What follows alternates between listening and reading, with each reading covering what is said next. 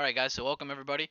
Again, like last Friday, we're just going to cover a lot of bigger price action on the bigger time frames, mainly covering pattern trading, how you can trade it from bigger to smaller time frame.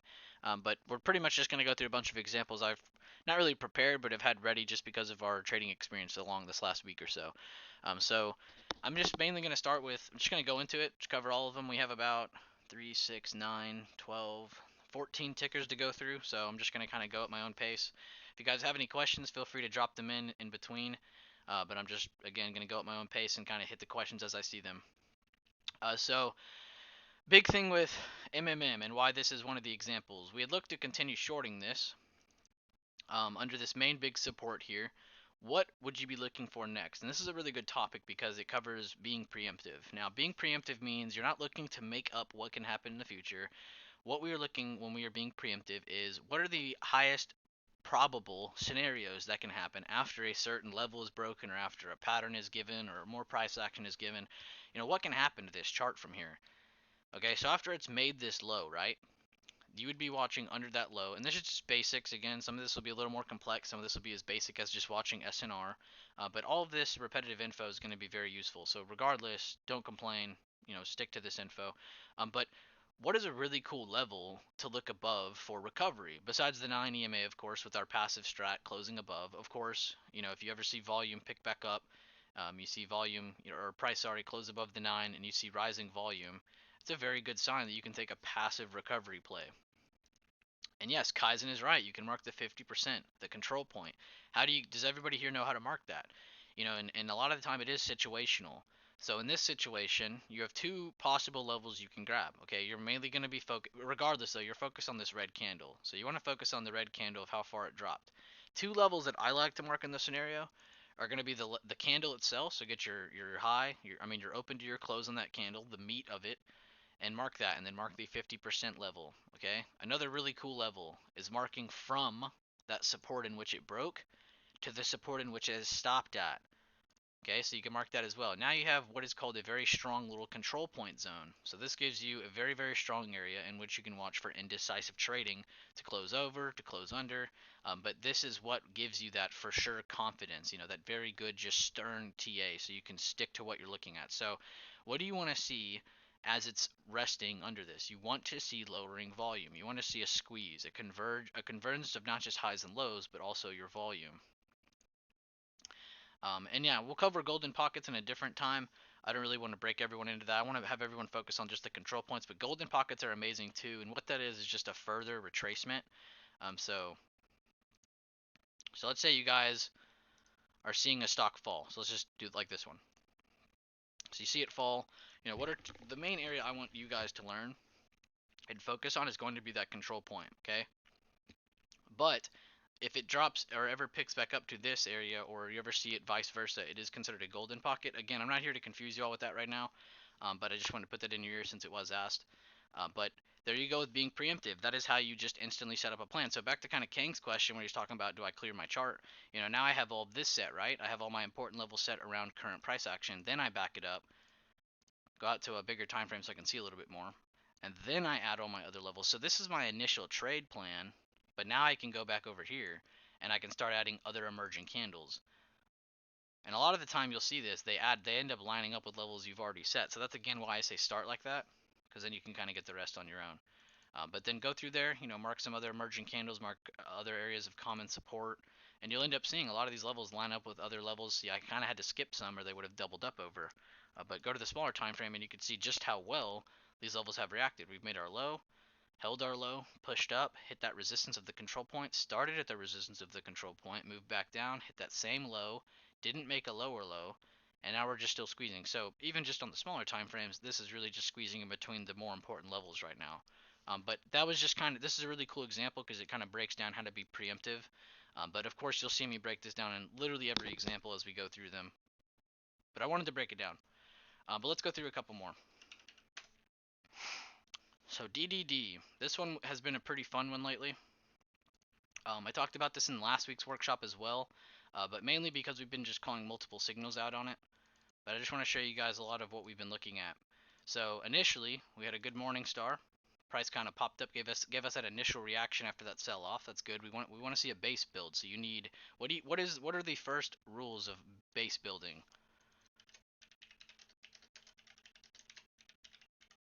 You need to, one, create a low. Two, you need to, after building that low, regardless of how high it pushes up or to the right, it needs to create a higher low. This gives you your double bottoms. This gives you your price action base. Geez, that is just horrible to read. Something like that. But you need to have your low made. So you have a low here, and then a higher low made. Regardless, again, of how much info is given after that, you want to see another low made higher than those, so you can start to get that angle. So we were lucky enough to already have the angle built kind of already, but it took us a little bit of time before realizing we can get back into this. We had already called out November plays here, but new plays, we're looking at another 4-star Morningstar here, 4-play Morningstar, passive entry here and here, and now we're still looking for more. But what was important about this chart is that it really just showed you the importance of combining your patterns and really just waiting, being patient. You need that base to build first before you can truly just start calling out patterns. Okay, because the most important fundamental of finding patterns is you don't want to just find a pattern. You don't want to just randomly find, a bearish engulfing. You want to find a bearish engulfing at the top of a trend, so it has the highest probability of moving down back, either whether it's to test the bottom of its trend that it's stuck inside of, or to break said trend after it's already exited that trend. So kind of like your trend changes, you end up getting those break aboves, and then it kind of retraces back down. That is most likely where you end up getting a lot of your better price action, a lot of your better bullish patterns to pop out, so you can get into better plays. But I like DDD a lot, so you're definitely going to see me call this out a lot more. It has a lot of really cool patterns, but I just wanted to break that down because it did show a lot of really cool importance behind building base and just really waiting, because you wouldn't enter this randomly, okay? You would wait until it's above the 9. You want to see another push up or another slowdown or something to have more price action to the right of this, so you can see that price is in fact trying to hold. Instead of just range trading and then breaking lower, now you know, okay, it actually is it's accumulating. Price is accumulating upwards. That's what you want to see. TSN is one of my favorite examples in this video. So I had covered this and posted this with the Mustache bot a few days prior. I had also posted, and some of these examples, there's about 6 or 7 in here that are all from the Mustache bot I've been posting with. What my intentions are with that are posting not just alerts, but also posting great just educational posts that show patterns, why we want to see support and resistance breaks, just all that good stuff. But does anybody know this pattern?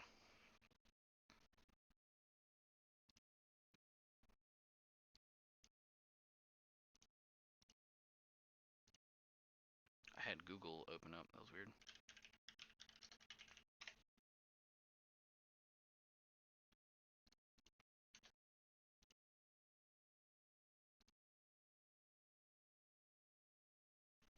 All right, sorry guys. My Google just exploded on me. So a lot of the time when we look for these patterns, these are some of my favorite patterns. Okay, you have hammers that look like this, stars. This is a shooting star per se.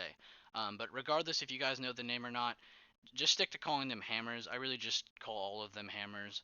And mainly why I say that is because you have that handle, and then you have your hammer. Really, I mean that's where all the metal sits, and then you have the handle. So think of them all as just Thor's hammer. So anytime you see a good just small body and a long wick, it's very very strong, especially when it has a spike in volume or it's rejecting against a very strong level of support and resistance. These are very high probability candles. They give you a lot of info. So this is kind of giving me that initial, all right, we're breaking down. And again, this isn't what started me, looking at this chart. I can see we had good slow rejection here. Price cascaded down, closed under the 9, kind of just range traded over, almost similar to how a bearish rectangle would act. After it breaks down, you can see we just kind of maintained inside of a rectangle. After price closed under further, you end up getting a more passive entry, not just from that pattern, but also under a support break, under your 9, you have a good rise in volume. I think this is actually the day I posted this. The next day, even more passive of an entry. It ends up breaking that bigger time frame emerging candle. Ding, ding, ding. Emerging candles. We've been utilizing these for years now. Emerging candles are very, very crucial. We mark them from the far left of the side. And again, if you need to pick up on this, go check out the workshop that we did last week. Go check out all the charting videos I have. We have an entire playlist on just how to chart using this TA routine. So if you haven't done that, you need to take that step forward and go work on that first.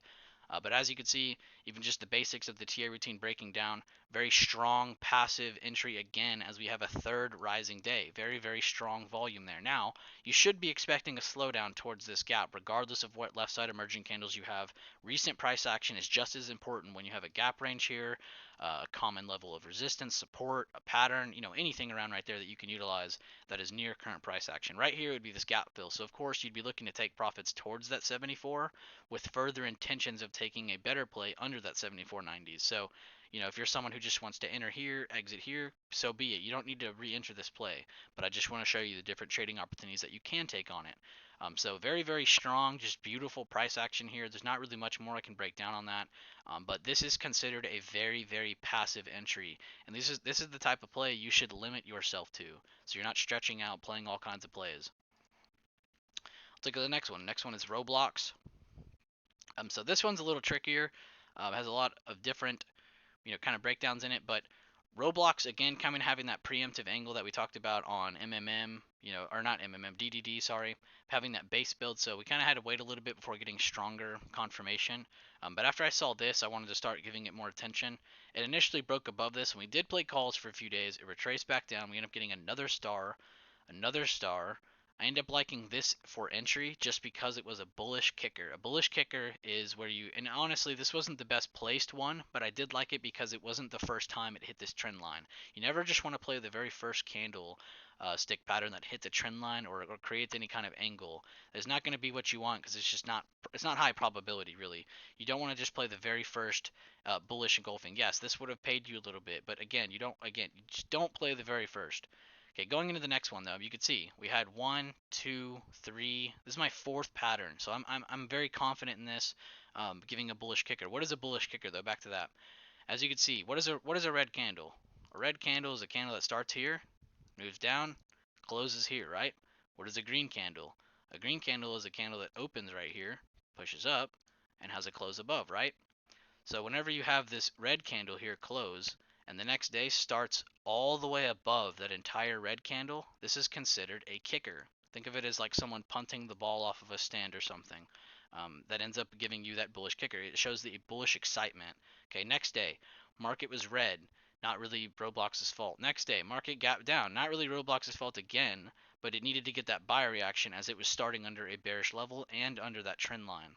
Okay, you saw the very strong buyer reaction, good volume spike. Okay, so that shows buyers are definitely still present. If you had a low volume day here, you definitely would not be looking to play further calls on this. Okay, so does anybody here know what a control point is? We've covered this a few times. Covered it on the first example actually. But that is what this next candle is needing to be tested. So this is the candle that has importance after our kicker. We have our reset, reset. This is most likely an exhaust reset candle as well, as we have had this big buy reaction. Buyers are most likely taking a breather before taking this higher. What is that control point? Again, it's the meat of the bone of that daily candle. Mark the 50%. So now you know if Roblox finishes above the 9 and 84, price is still maintaining a very good spot while still holding, ding ding ding, the trend line. So you're still looking at this, even though it's very ugly right here. A lot of people stray away from these kind of charts. You need to be able to break charts down regardless of how many ugly candles, because there's a lot of ugly candles here. I'm not going to lie. I'm not going to say this is a beautiful chart like that other one. It's not. It's very just crowded. There's a lot of indecision right here. But you need to be able to read through that, and that's how you can do so. You need to start from the beginning, work yourself up, and really just tell the story of how the chart's looking. Let's look at mRNA. mRNA is another clean one. This is probably my favorite example besides TSN. So initial, and why I have the 1 here is because no matter where you start on a chart, if let's say you like Roku or let's say you like mRNA, it doesn't matter. You need to look at the chart, break down the story of what's happened left to right, and look at why you like the chart. Okay, so why would I even look at this chart? I see that price is near an emerging candle, a very important resistance right here. That's very, very important. If you guys remember from my past videos, a lot of people were wanting to enter as it was coming back up after its first retest. That is a no-no. You don't want to enter off that. You want to enter off of after breaking that emerging candle, that resistance, that for sure buyer resistance. Buyers cannot take it higher if they are not above that. That's how important it is. Okay, I mark this 2 because it's a very passive entry. As price has rising volume through that resistance, this is a good entry. Next day, a reset candle. remember, meat of the bone on the daily. Mark your 50%. Look at what level it perfectly held. Not only did it hold the 9 EMA, not only did it hold the emerging candle, but it held the control point. That is extra strong. I like that. Pretty much had that entire little area that it needed to hold, and it held it. It went down, tested it, came back up, held for low of day. Price ended up pushing up the next day. Guess what it ended up closing at and filling on? The gap range, in which we've never refilled. Gap ranges have about a 92% chance of being refilled. Very, very high probability on the first refill. Don't add that percentage to every refill. You should still mark gap ranges regardless of how many times they've been filled, especially when they're this important. But if they've never been filled, they are very, very high probability. So get excited anytime you see a gap range and you see good price action closing near it. But reset candle, we end up getting that pump up. What do you think today is? Does anybody in trade floor know what this candle is most likely? It's going to be just like number 3. It's going to be another reset candle, another breather in between. Again, not always are buyers going to be able to take things up multiple days in a row. And you know, it's really crazy for people to say, why didn't it just keep moving up this day? What do you mean? It had 1, 2, 3, 4, 5, 6 green days in a row just to get it here. You know, so of course this is going to need a breather. What is the definition of parabolic? Unsustainable. If this would have just kept moving up, that would have been parabolic. You would have not gotten of that. You would not have gotten these passive entries at number 2 and number 3. You would not have had those entries. Now, what is something else you could have done on this chart? Let's say you're not a swing trader. You are a buy heart day trader. You will never swing trade in your life. How could you have still utilized this swing trading info for a day trade? You could have instantly taken day trades above this emerging candle here, or ding ding ding, my right answer is going to be the gap range. After you've already had that confirmation that buyers are wanting to take price higher, you need to be looking for day trades above 444. Let's go check that out. So regardless of BB system, let's just look at what we were looking at. Price ends up breaking up. Let me just delete this so we're not blind. Price ends up breaking up. You end up getting a good bullish, almost 3-bar play, not a flat top right here, so not 100% a 3-bar play, but just by volume, by definition, this is a 3-bar play. Good bullish continuation. You have rising, lowering, rising, as you have a breakout, reset, breakout. Very, very strong. Price ends up riding the 9 for the rest of the day, all the way up to that high. So even if you didn't take it all the way up to this level here at 456, so what? That's a $12 move. So at any point in this, you could have taken profits after that. So even for a day trader point of view, this is why you will always hear me say that pattern trading and swing trading and all this bigger time frame price action you see is going to make you a better day trader, because you are going to see the more important levels. Guess what? The only other levels that would have even helped you on this was ding ding ding, the BB system. You would have never really have had any other levels on here besides that. So again, adding that previous day high, that would have been a good initial breakout. Regardless, let's move over into this day, over this previous day high, over this pre-market high. You can see weakness is starting to show as price moved higher. So price hasn't really moved lower to give you a bearish, breakdown today, but as you can see, it is showing weakness after moving up that high. So it hasn't broken much lower after its better breakout right here. It's still holding above that 444. Very good, strong level. You can see that on the smaller time frame. Very easy to identify on the bigger time frames. Let's go on to the next one. ENPH. ENPH ended up having a good, does anybody know this candlestick pattern? It's not a 100% of the pattern I'm thinking of, but it's very, very close. The wicks alone should give you, there you go, Jeremy got it right on the dot. What's up, We Live? But yes, a tweezer top. It's not a 100% tweezer top, just like a 3-bar play. I do like to see the flats, but the more important aspect of a tweezer top compared to a 3-bar play is the wicks. So if you have wicks, show any kind of significant seller strength or buyer weakness, you're going to want to take those play, or at least not take that play again, giving you your conviction, giving you a reason to even be looking at this chart. So this is kind of your conviction to be looking at it. You end up getting another indecisive day. Not really anything special. Barely closed under the 9. So again, I'm not going to be Captain Hindsight with you guys. I'm going to be real with you. No, I probably would not have entered that play. I would have waited for another day to entirely close under, because that's just not a good enough entry for me. That just kind of gives it more warmed up. That could have instantly held over this level right here perfectly and pushed higher. Now, what did I just teach you guys yesterday about market makers and just people with big money and just price action in general? What happens when you gap past an important level? That shows that bigger money does not care about that level. Almost every time you see a gap through a level, through an all-time high, at a crucial support after a pattern, it is showing significant strength towards that side. Same thing with the doji sandwich. Almost any time you end up getting a doji sandwich, almost every time, whatever that next candle indicates is most likely what direction it's going in. So like this one, you end up getting three soldiers, a doji sandwich, and then guess what? That next candle pushes higher. Just from the fundamentals of price action, what does that mean to you? It pushing higher over here, showing accumulation in buyers. It shows that it wants to move higher. So just like those gaps and just like those doji sandwiches, these little small price action tips can help you through these levels alongside with your patterns, alongside with your high crucial levels. Again, we don't have any random crap levels marked here. I have all emerging candles marked right here. And look what's being utilized right now with this pattern trading. We had our tweezer top, a not as good close. So this again would have been an aggressive entry if anything. 2 would have been a passive entry. The next candle showed you good seller strength, and look at the volume. You want to see an accumulation in sellers as you're moving towards your level. So of course your main target would be this level of support here, but as you can see, price is still wanting to break lower.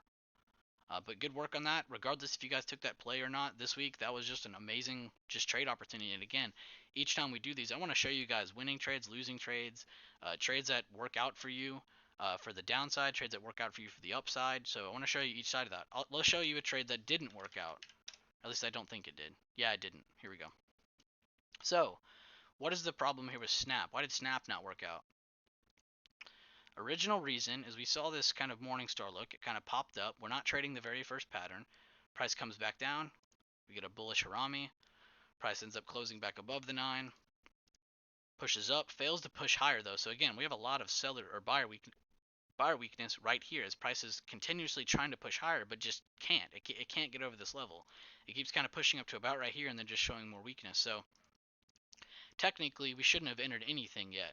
This is still really just waiting for more price action to confirm. So really it was just an early entry. That was the only really wrong here, but this would have been a losing trade if we had stayed in this till now. Initial entry I think was right here. Yeah, it was after that star. After the star, we had price action kind of sit to the right. Kind of reminded me of how like a flag would work, kind of like chills over to the right on the trend line. And then we had that gap up. So as I saw that gap up and it close over, I was thinking, all right, this is a good close, this is a good breakup. But we really don't have volume to my advantage here. I might have had rising from day to day, but relative, no, that is not that much volume. As you can see, even the average line is dipped down because there's just not that much volume pouring into Snap lately. So of course that average line is also going to be moving lower. But as you can see though, we did have the rising above from day to day, but again, not good strong close yet. Of course, stronger break above would be not any of those levels. It would be this level over here, if I can grab it correctly. Would be that 78, exactly where the buyer went up and tested it. So that 78 is what I need to be looking above for this kind of move. So for that gap technique, it moving up and gapping, I want to see a gap through that level or a close over that level, not under it like this. This is considered early aggressive, a fake out. This is a losing trade. So I wanted to show you guys a good losing example. Snap was a great one because I still think Snap has great opportunity in the future, but it was technically a losing play from when I had posted. So we went through mRNA, we went through EMPH, Rocket Lab. A lot of people were asking, how did I know Rocket Lab was moving up over the, from the earnings day, after the earnings day. I'm not going to talk about any of the other price action before because, again, this isn't enough price action to really give you what you want here. But this is the basic fundamentals of what bullish price action looks like. So you end up getting good rising volume, good close overs right here. You end up getting your slowdown. Again, look at where they stopped. We really didn't have a spike in volume on either of these candles, yet they just held bullish levels. So that's still looking good as they're really just trying to find a breather towards the 9 EMA. Next day gaps up. This shows you that they don't care. Okay, this shows you that they want to take it higher right now. Okay, but why was I bullish on this? And this is just a cool technique to throw on for you in the future. Of course, I don't expect anyone to just stumble upon this, but when you are trading something like RKLB, that was just a SPAC, they have no analyst ratings on this yet. Most stocks on the Nasdaq, on or most markets, have an average of 9 to 10 analyst ratings. Okay, so whenever that analyst rating came out, and I saw that they were gapping up on the bigger time frames, yes, that is a very good indication bulls want to take it up. Why was my target 20? Does anyone know here? Does anyone here know why my target was 20? Why did I just randomly say 20, even though price has never even seen 20 before? Whole numbers, psych level, exactly, you're both right. Stark and Jeremy, good shit. The whole numbers, 20 is going to be the next psych number that the big market makers want to take it to. That big money, whales, whatever you want to call them, that's where they're going to take it. Okay, so it moving up any higher than that is just excess. Okay, so they did hit over 20, but it was all excess. As you can see, after 20 was hit and then rebroken back above, there really wasn't much price action above this. And you can see that's where we're making lower highs from right now. So that is definitely the area of weak buyer area or strong seller resistance that we need to break above. But good job though. I like how many people are answering. I like how many of you are engaging. Good job. But that wasn't really a pattern breakdown or any of that, but I wanted to add it in there because it was part of the plays that we took this week, and I did want to break down why we were looking at that. Besides the fact that we're already all I think a lot of people in here are invested into this company as well. I've already posted my notes into that, so if you want to, type in RKLB and you'll find my huge note section. But yeah, hopefully that was a cool breakdown though. But one of my favorite plays is what this represents. It's almost like a hook after continuation. So this wasn't the greatest of hooks, but that's what we're most likely going to get right here.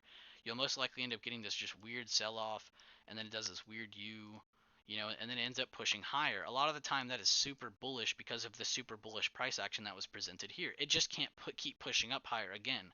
What is the definition of parabolic?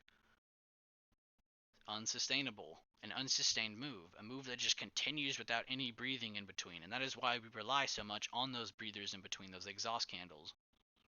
But good job on that. Regardless if you took the play or not, I was just glad to see a lot of people in here taking that. So I didn't expect anyone to take this play per se on ICLN. This is an ETF for clean energy.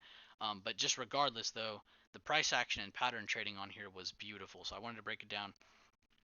But what is this pattern here? Does anybody know this pattern? Before I type it out on my little note.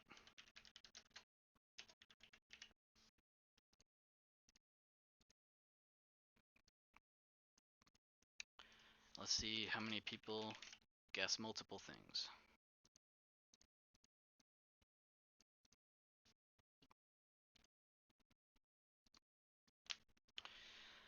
Al said kicker, Sylvia said evening star, Leland said both of theirs, Stark said evening star.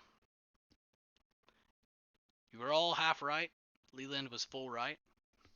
But yes, this is an evening star bearish kicker. But regardless, regardless of you knowing the names, by seeing both of those candlesticks, you know that is giving you conviction. You know that is making you look at this chart and say, all right, I need to look at this for further continuation down. I need to wait for a good close under the 9 or a good breakdown. What was the very next candle that happened? What did we just talk about with sandwiches? The next candle was a good doji sandwich, something that is in between two candles and is a doji after a good move. So we have an evening star and then a doji pops up. That is not just random. That is a sign that is a lot of importance in this play. You need to be waiting for whatever the next candle is, you need to be watching it. Okay, because this could have had a really good buy reaction and closed over this level and continued up, but it didn't. It ended up pushing under the 9, under that gap range, which I'm not going to mark every gap range just to freak everyone out. 1790s was the control point from Rocket Lab the other day, correct? Stark. That's why that's still marked, sorry.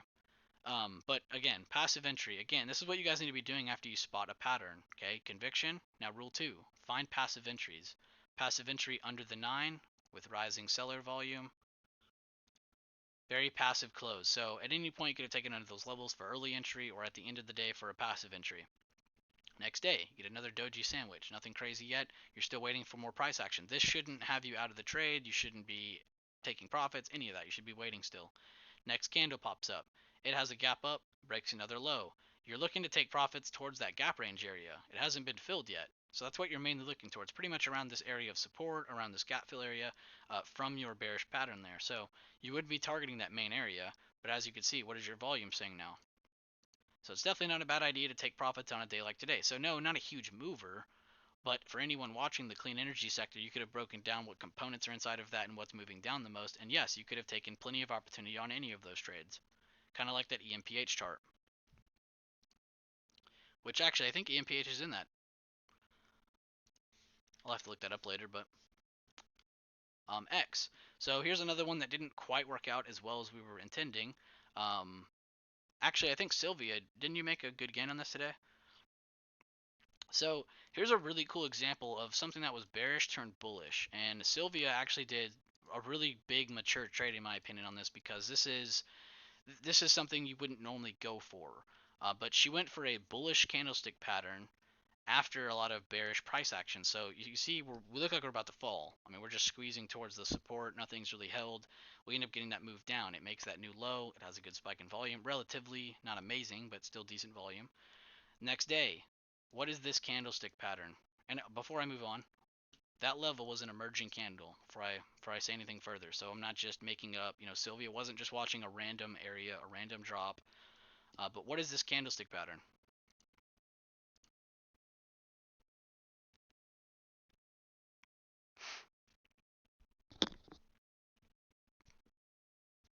I'll just kind of cut to it for y'all. This is a bullish Harami cross. So good short-term buy reaction with a great target of that 9 EMA or a bigger level up top that was a past emerging candle. So very risky trade. Again, it's kind of like taking an 80% or 40% entry inside of the range of pre-market, something that is just risky because you're going from not as probable levels. Above pre-market high, that's bullish. Below pre-market low, that's bearish. But a lot of people can take calls off of the pre-market low as it's bouncing off of that. People can take puts off of the pre-market high as it rejects that. And that is similar to what Sylvia did here with a bullish Harami cross up to that level. So she took an inside the range pattern trade. Very, very risky, very aggressive, but it's not wrong. It's an amazing way to find trades when you aren't looking or when you can't find one, or when you bump into this. It's an amazing trade. So good job, Sylvia. But I wanted to highlight that because that was a riskier, more aggressive trade compared to a lot of these other examples where I've covered passive entries, passive plays, passive patterns. And because this is a bearish kicker, I was bearish at first, but Sylvia proved me wrong. She found support on that emerging candle. There wasn't a good spike in volume. That volume, there was no really any accumulation of them moving lower. The candle moved lower, the volume did not. Next day, buy reaction ends up taking, so it's still probably bearish. We're not saying it isn't, but that was still a super aggressive trade. I just wanted to cover that because, again, I don't want to just cover wins. I don't want to cover just losses. I don't want to cover just aggressive or just passive. I want to give you guys an entire mix of everything that we're looking at. Some weeks are going to be a little easier than others, some won't. Let's move on to the next example, though.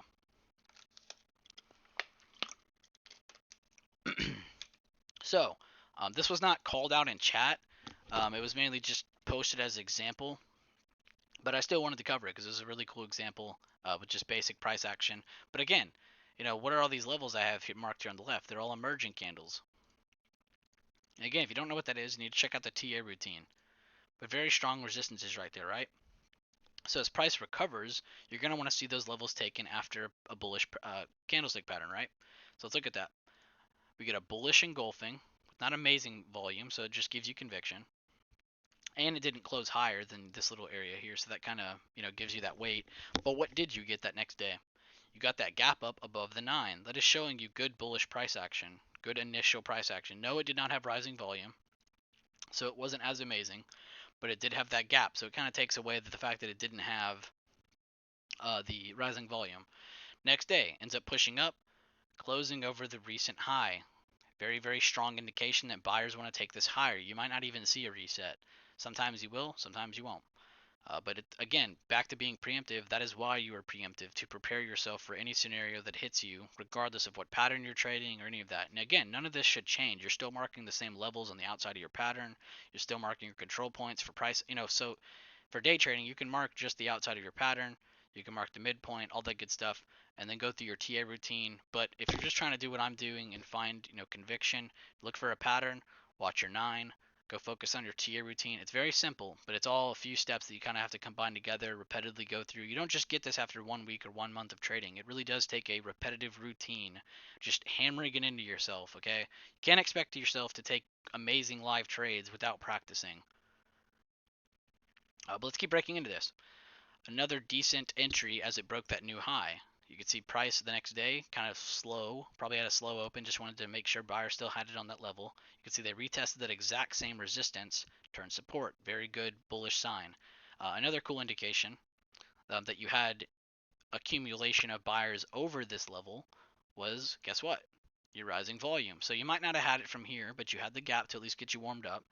You had the accumulation of rising volume over that level. So that gives you that same bullish indication as this gap up. Price ends up moving up and hitting, guess what? Our main targets that we found on that left side of the chart. So yeah, you could take this a little higher if you want to, but look at how price has really just kind of maintained a rectangle on top of that level after breaking it. So momentum wise, yeah, you could have just taken the profits there. But let's move on to the next one. That was a really cool breakdown. PBR. PBR is another bearish kicker that has yet to work out, but is still holding a control point. So as you guys can see, I marked over some emerging candles, just basic levels. Ended up lining up with really good support, so that makes up for even stronger levels, and now I know I can trust them. Now I just really have to rely on patience. So what got me here? So again, just draw some ugly lines, get you at least a decent, trend line so you can get your story started. What got you down here? You got a bearish engulfing, gap downs, lower high, price picks up, another lower high, kind of a tweezer there, how you have all those wicks there. Bearish harami, price ends up going lower. You end up getting a decent hammer or a star, however you want to call it. Again, I just call them hammers, so if you ever see me say that, it's mainly just because it's how I am. That is a shooting star, but I call them all hammers. They look like hammers. I'm sorry, that does not look like a star to me. They're all hammers. They're all just like a bunch of Thor hammers, those little Mario hammers you throw in the video game.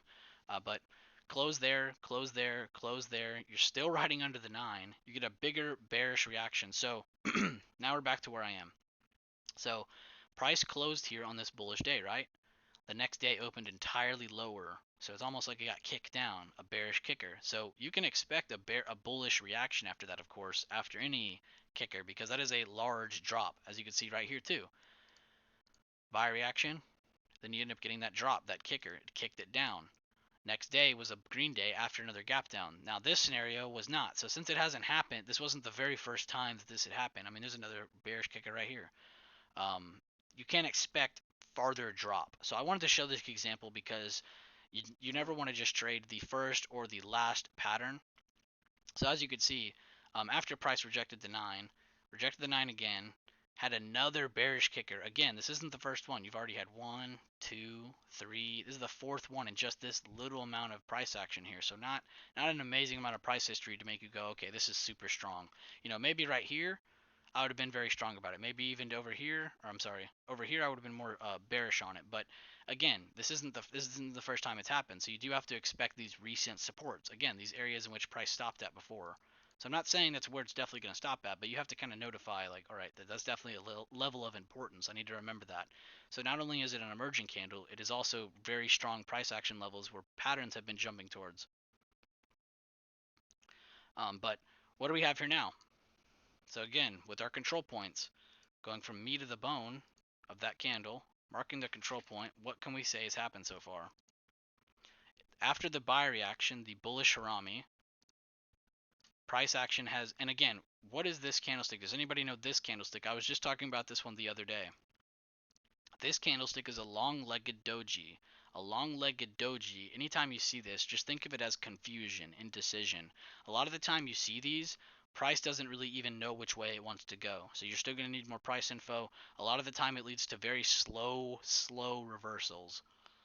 So remember that. Anytime you see a small body and a very long leg on each side, it's very, very weak. It's a very big indication of potential reversal. But regardless, just when you see it, just think of it as confusion and decision.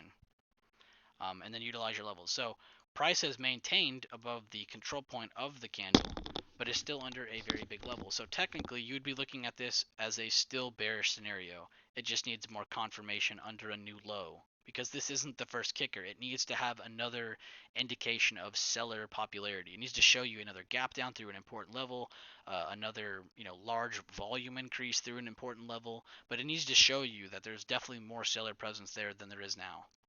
Because right now you're seeing a pretty good buy reaction with a long-legged doji with volume. But I just wanted to show you that. Because again, not every play is going to work out. If I had taken this trade here, yeah, I'd be paid right now. If I had taken the late entry, I would definitely not be up right now.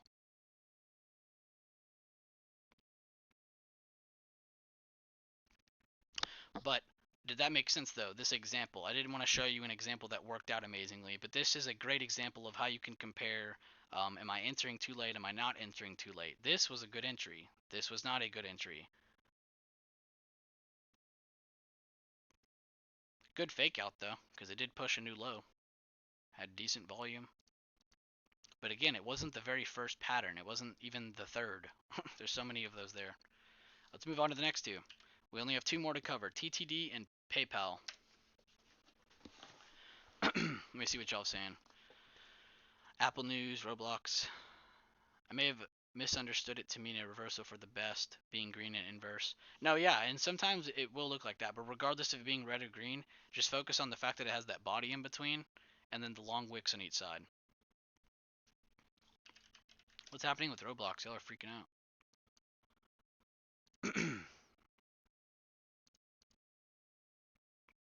Breaking over a really good level, too. Oh, they must have had news come out. Whatever, though. But let's break off into the next two examples. We have, I'll let my dog out, TTD and PayPal.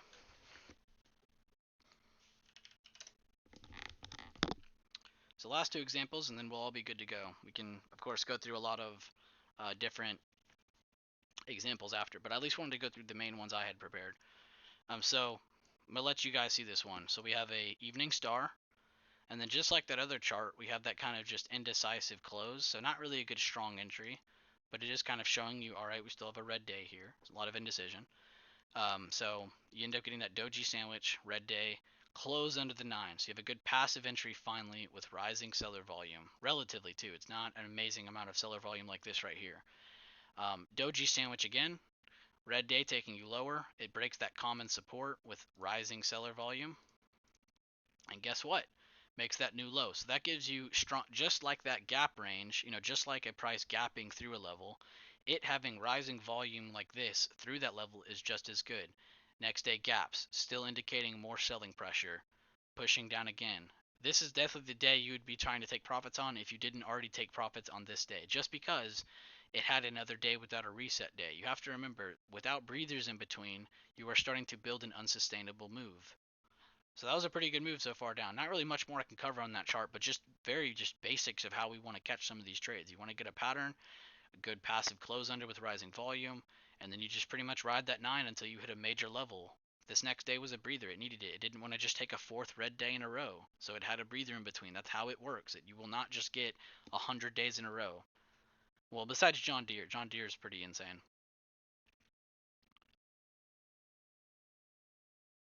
Let's move on to the last example, though. Let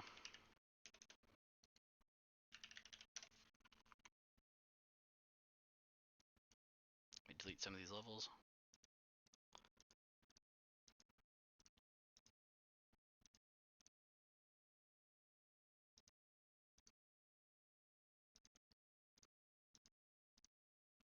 Alright, so we have our good resistance. We had our good breakout. End up being used as support over here. Now what do we have? Again, what are the steps in building a base? You have to build a low and then a higher low. Okay, so you have your low is made, a further low is made. So now you know, okay, we're not done yet. Now it needs to try and build back up. Price builds back up with this piercing line. Again, that is a piercing line, a bullish candlestick. That indicates reversal. What do you have right here? A bullish Harami. Are you guys starting to see the design of what patterns are meant to be for? They really are what is the turning point for each of these reversals. Almost every time you draw a trend line and you look at the top or the bottom, you are most likely going to see a pattern. Why is it that most people don't see it that way? 100% of people still read the same charts we do, same candlesticks, all that good stuff. What is the difference between them and us? 96% of traders do not look at candlestick patterns. Did you know that 96% of traders do not look at candlestick patterns?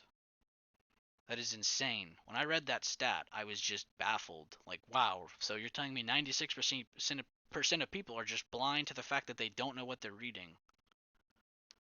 And that's not a bad thing, but it's just like, holy crap, that's a really, really, really big percentage. Because do you know the percentage of people who fail in options trading in the first few years? It's well over 90%, but it's not 96%. 96% is almost everyone. That is a lot of traders. And that's not just small people like you and me. There are people who have large amounts of money, market makers. There are people who are educated who don't know how to read patterns. If you want to read up on more patterns too, I'll link you guys this free book on this PDF site. But basically, it breaks down the history of what made patterns, what made this popular, and it even temporarily talks about how people don't look at this stuff anymore. But this originally started out as rice traders, people trading for rice. They manually would make charts of candlesticks showing the prices moving up and down, high to low, and then they would chart it out. They would find these patterns. They would see the rhythm of people's emotions, of the market's fear and greed, and they would use all of this just through rice trading, through looking at these candlesticks.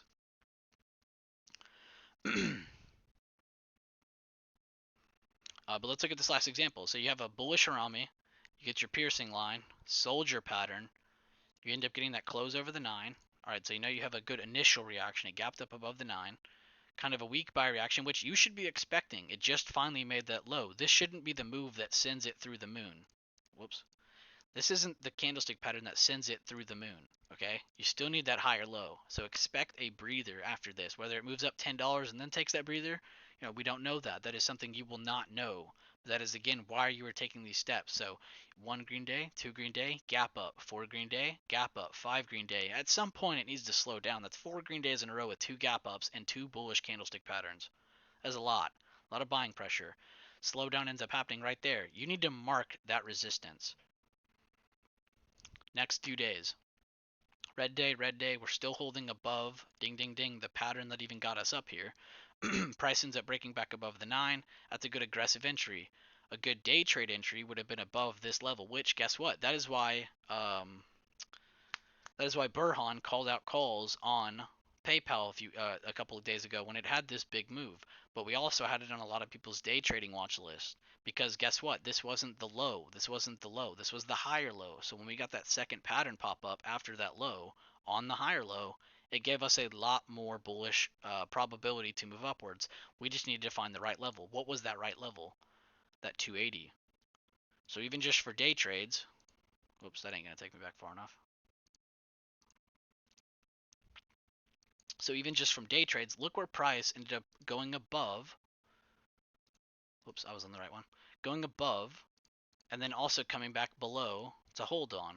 It came back on top of the 280 just to hold for an 80% entry. And then even just for passive 80% entry, after it broke that, you could have got another passive 40% entry right here as it broke 282. So even if you didn't want to take either of these earlier entries, you could have taken this hours later above the 282. So again, utilizing your bigger time frames to help you on your smaller. I don't really use that cheat sheet, Jeremy. That's a pretty general one that I think a lot of groups use. I think I even shared that in the free one. A lot of patterns are on there that we use, but actually, let's see. There's a lot. There's a lot on there. That's a pretty good sheet to start with. A lot of people in my chat just kind of go off of the course and the couple channels we have about pattern and pattern trading in this chat. But that's a pretty good cheat sheet too. I don't see anything wrong with that. And there are definitely more, but I think regardless of knowing the names or not, guys, you do need to realize what you're looking at. You need to realize what side of the wick's on, okay? What side is the candlestick body on? What level is it around? What is it next to? Is there a gap? So it really is a routine of going through this. You can't really learn patterns in a week or two. It really does take a lot of time of back testing. But I hope you guys did enjoy a lot of the breakdowns I had today. Just going through all of those. I'm going to end the recording here, just for anybody who didn't make it in here or is going to watch this later on. But this was about a 50-minute recording. Again, we had one last week that was about an hour long. So definitely make sure to go like this video up for me after it's done. But I'll see you guys in the next one.